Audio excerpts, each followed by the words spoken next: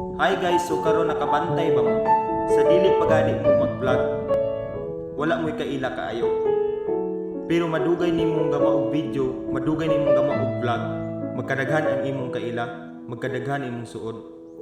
Pero nakabantay ba mo sa imong pag-vlog ang pinakauna nimong nga bashers, ang imuhang kaila o imuhang mga parinti?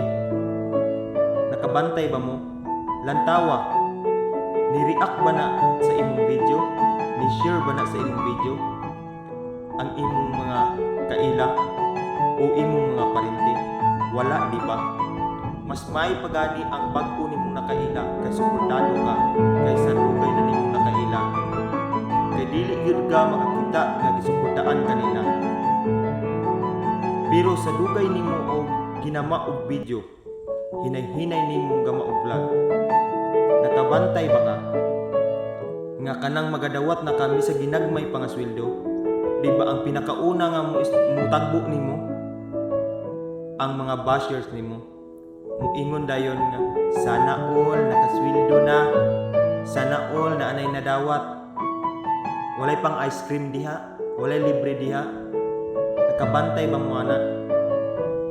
Maudayon ay malitok sa mga taong dili kabalo mo suporta nimo.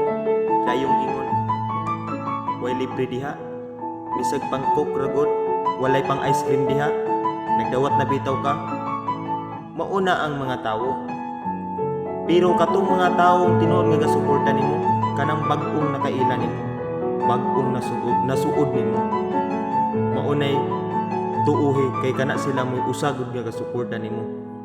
Ang uban kaila kayo nimo, paryente kay nimo, dili ka suportado tungod kay walang-wala pa ka, wala pa ka ikabuga.